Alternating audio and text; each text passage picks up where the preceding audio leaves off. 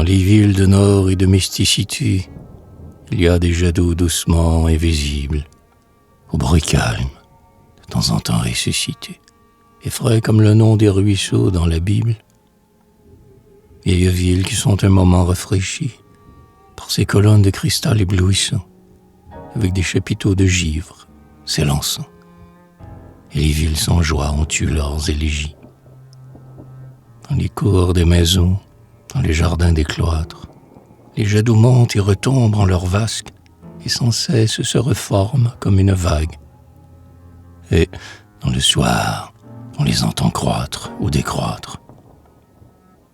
Ô jet d'eau, toute cette innocence qui joue avec soi-même comme un pan blanc sous la lune. Le jet d'eau a frémi, s'assemble, fait la roue. Tant de jets d'eau qui se répondent dans la brume. Doux jets d'eau, innocence et froideur. Ils sont vierges, ils semblent se vêtir de blancheur unanime. Chaque élan est comme un nénuphar qui émerge. Et c'est, au loin, des reposoirs de mousseline. Vieilles villes qui en sont moins mélancoliques, comme si les jets d'eau pâle filaient du verre pour abriter sous une vitre des reliques ou filer de la toile en linceul de calvaire. À quoi s'occupent-ils, les doux jets d'eau cachés, où les villes en deuil lotionnent leur peine? Ils semblent chuchoter, d'une voix presque humaine, comme s'ils remettaient à quelqu'un ses péchés. À quelle œuvre invisible est-ce qu'ils collaborent? Jets d'eau qui sont intermittents pour qu'on écoute, dans le silence gris que leur rumeur déflore, le temps s'enfuir, pour ainsi dire, goutte à goutte.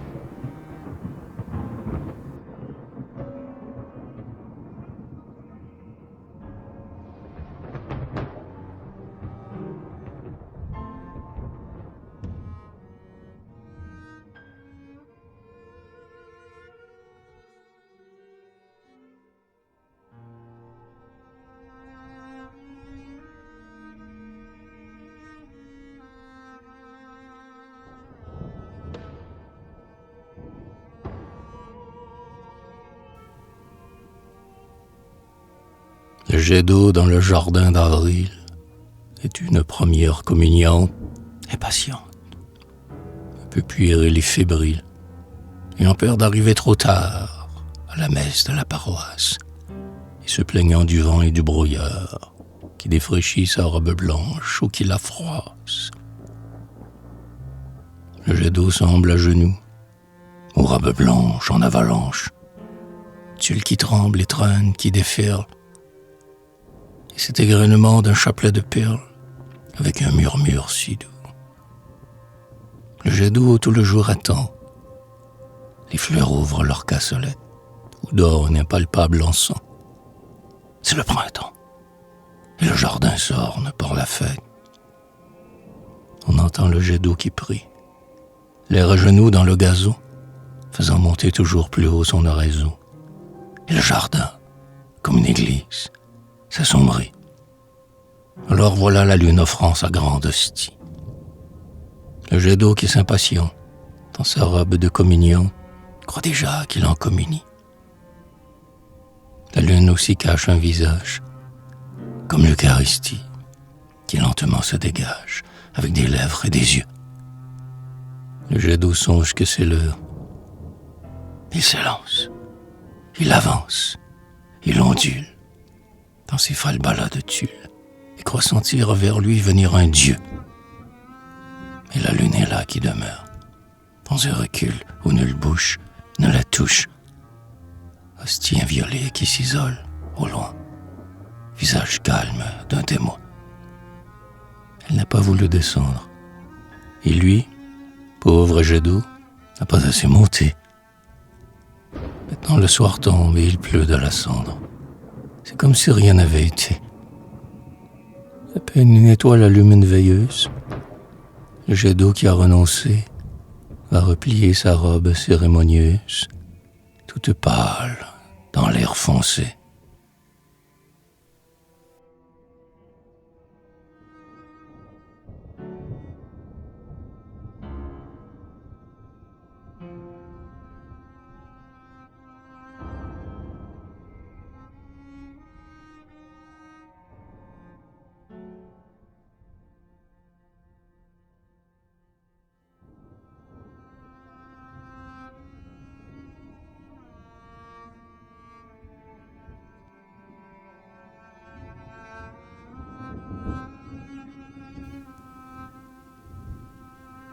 Dans les jardins enclos, plus d'un jet d'eau dépasse, tel qu'une palme, le haut mur.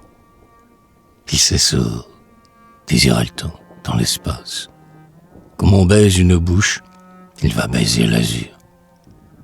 Puis quand tombe le soir, les jets d'eau des jardins, dans les gazons qu'ils trempent, s'apaisent, vont s'éteindre en élans indistincts. Les jets d'eau ont baissé, comme baissent les lampes.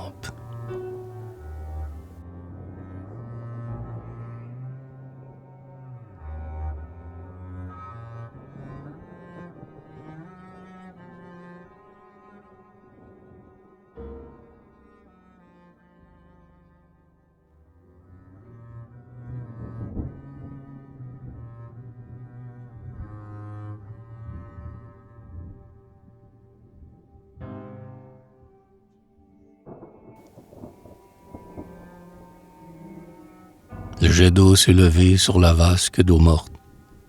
Il a l'air dans le soir de quelqu'un qui exhorte et porte au ciel, dans un bouquet, une supplique. Le parc s'empreint d'une douceur évangélique, et les feuilles vont se cherchant comme des lèvres. Seul le jet d'eau s'afflige. Il insiste, il s'enfièvre, dans cette solitude où son élan se brise. Ah, que n'a-t-il plutôt humblement accepté le sort calme d'avoir pour sœur les rosées et de ne se crisper qu'à peine sous la brise, et d'être un étang plane au niveau du jardin.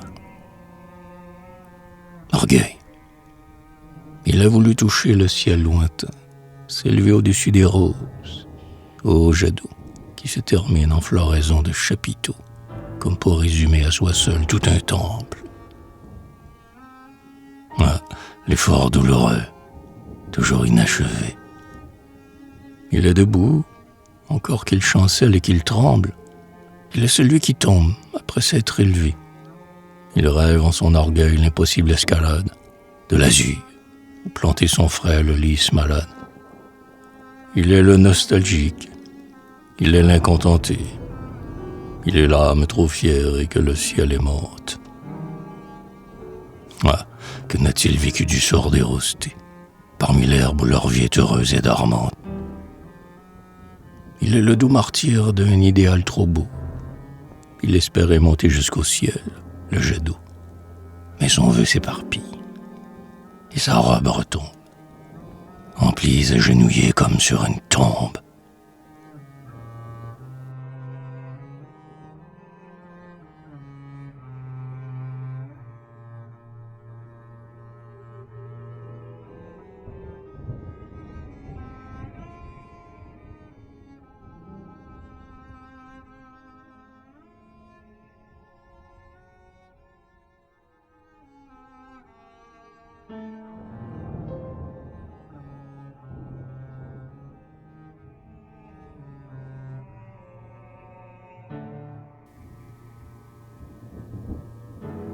Le jet d'eau monte dans l'air bleu et retombe sur lui-même. On dirait un adolescent qui s'aime et se caresse avec ses cheveux. Le jet d'eau se contemple et s'adore dans la vasque en miroir. C'est Narcisse. Sa crinière d'eau s'échevèle et le soleil l'adore. Le jet doré se secoue comme s'il avait des ailes. C'est de l'eau qui, avec de l'eau, joue. Le jet d'eau s'émerveille de s'élever si haut et qu'il se continue. Puis, par moments, il s'élargit comme une treille qui se tiendrait d'elle-même en suspens. Le jet d'eau rit, tel Narcisse, car, toute son eau retombant, comme un linge qui s'éparpille, il semble que c'est de soi qu'il se déshabille et qu'il est enfin nu.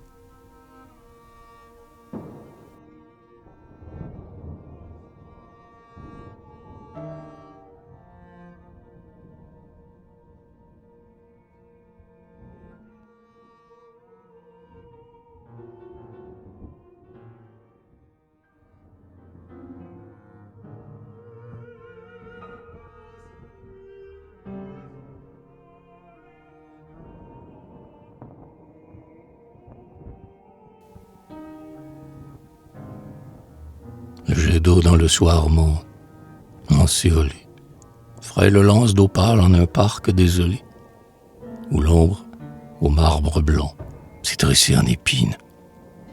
Un coq lointain pousse son cri de trahison, et les pieds de Judas font pleurer le gazon. Tout s'abandonne à des douleurs comme divines. Le passant qui se signe est en forme de croix. L'eau de l'étang qui rêve a l'air soudain sali, d'un vase d'amertume avec toute salie. Or la lune a surgi dans l'ombre qui s'accroît. C'est comme une blessure au milieu du silence, par où coule le sang de la nuit en ruisseau. La lune saigne, il semble, à cause du jet d'eau. Et c'est la plaie au flanc, ouverte par la lance.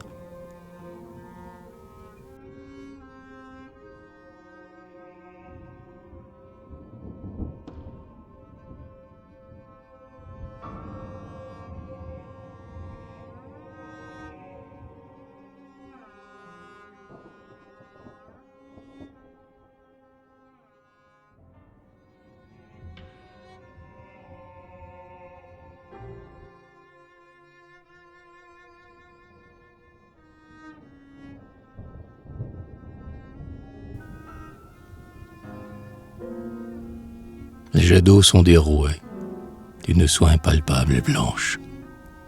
Au-dessus, la lune se penche, si la fileuse aux soins muets. Les jets d'eau enviés de leur soie, qui s'allonge, tourne, se ploie, en liquides écheveaux. La lune file les jets d'eau. Oh, ces fils d'eau s'amincissant, et qui s'y filochent. C'est comme si on voulait filer de l'encens, ou des sons de cloche, à un silencieux rouet. La lune file les jets d'eau. Les jets d'eau sont omnicolores. Ils prennent toutes les nuances, selon l'heure et le ciel. Prisme toujours en fuite et qui se recommence. Il semble que chacun d'eux élabore une part de l'arc-en-ciel. La lune file les jets d'eau, pâle fileuse en robe blanche, qui sur eux, çà et là, se penche, avec de calmes yeux. Et alors on dirait que ce sont des cheveux qu'elle file sur un tombeau. La lune file les jets d'eau.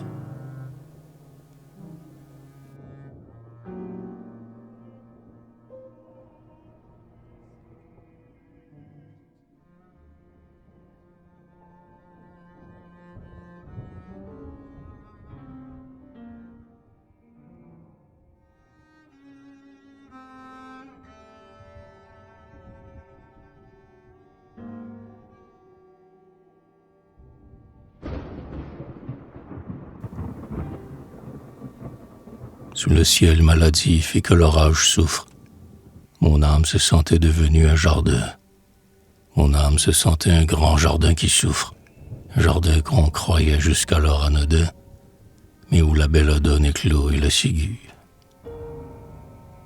Dans ce jardin de mon âme monte un jet d'eau, et la foudre qui vole est comme un rouge oiseau, que le jet d'eau poursuit de ses flèches aiguës.